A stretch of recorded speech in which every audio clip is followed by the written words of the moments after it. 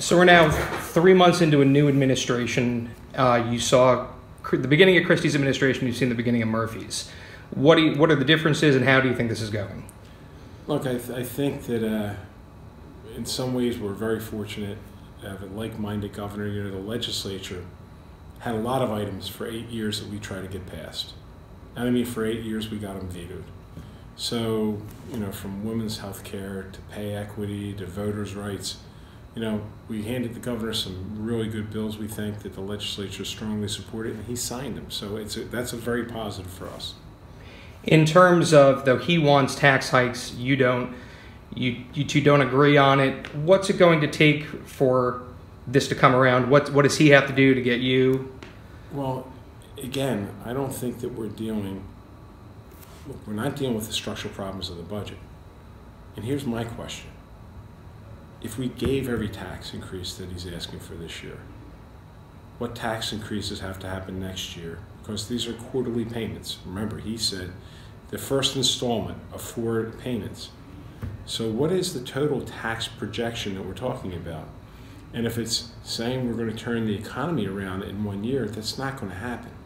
Listen, I have every confidence that Governor Murphy will have the ability to have a positive impact on the economy. But if we're raising billions in taxes over the next couple of years, I just don't see that happening. Might this lead to a shutdown? Another one after we saw one last year? Listen, we were good on 7 out of 8 budgets with Christie. You know, it's not our intent to have a shutdown, but it's also our intent as an independent branch of government to have our priorities at the table too. You know, just as the Assembly. You know, so you know the governor did his job by giving us this budget. It's up to us to decide which budget we want to give back to him. Now, it's wonderful if we can negotiate a budget. That's ideal. That's always ideal. And that's what we'll shoot for. Murphy says the tax hikes are the right thing to do. I disagree. And people will say, critics say that you once supported a millionaire's tax and then you've changed your mind. So why? Well, it's really simple. If you lose your job, you don't buy a new house. What happened in Washington with the federal tax change stopped people from being able to write off their taxes. Now you're talking about going after people. There was a little bit of room. When we were talking about the millionaire's tax, there was a little bit of room, but that's gone.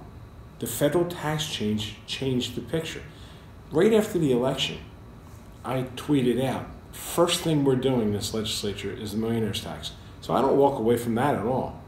But I'm also someone that when circumstances change, you change with them. You just don't go along and keep driving. If a bridge goes out, you just don't stay on the road. If the bridge is out, you stop. So we have to look at what is done. What this has done is forcing us to deal with some of the other problems we have. What are we doing about the pension system? How are we going to fix it and make it more affordable? What are we doing about health care? How are we going to make that more affordable? We need to sit down with our partners in labor, and try to figure that out, because every dollar, as you're seeing through these budget negotiations, there's no money for a lot of the things that they're talking about. They talk about free county college. Well, we're not funding county colleges now. So listen, how about if we go back to basics and focus on the fact that we underfund county colleges, and this is not the only administration doing it, it's been done forever. So, you know, there's great programs that were created, you know, for economically challenged individuals. Let's fund those programs. Let's add funding, not flat fund. So you say that you should look at cutting government spending first. So if there's this hole without the millionaire's tax, what do you think you should cut? So what I'm saying is we have to look at, I didn't say cutting spending. What I said, we have to look at what we're doing with government. Mm-hmm. You know, pensions are going to have to be changed eventually. I'm not saying you deny the people that are working what they have today, because you should. But just doing the same thing over and over again and thinking things are going to get better, Einstein's called that insanity. This is not going to fix itself by accident. And we have to have serious conversations, not attacking our workers, because really our workers do a great job for us. But we really do need to have a conversation of what are we going to do going forward so we keep the workforce. We don't have to lose the workforce because there's limited dollars. Now, in terms of you and Murphy, the situation got a little bit personal, but the question of race was brought up, and he says he wasn't trying to call you a racist. Do you take him at his word, and are things cooling off? Yeah, I think it's just an experience. I think it has to be an experience, because what happened with me is the last thing I think about is race, because I don't deal with that. Mm-hmm. I deal with issues.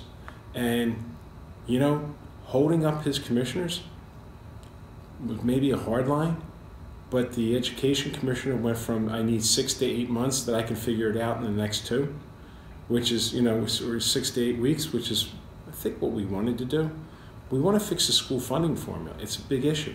He keeps telling everyone, and I take him again at his word, he wants to fix it. It needs to start to be corrected this year. It won't be corrected overnight. It's going to take multiple years to fix it, but we will never get the perfect example. They thought school funding, we were only short $1 billion. We're short $2 billion, $2.1 billion.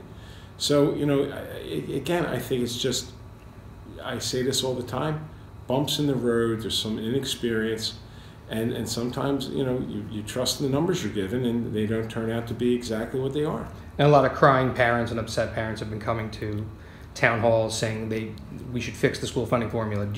Is this going to be fixed in this budget, you think? It starts this year, and that is a line in the sand for me. I spent 18 months, now I guess it's 24 months, running around the state identifying the problems. We've identified them. We know what's wrong. There's a legislative fix that could happen. It doesn't take long. We just need the administration to take a look at it, weigh in on it, tell us what we need to do, where we can work to get something done with the assembly, and take action. Because what they did in the budget this year made the situation worse.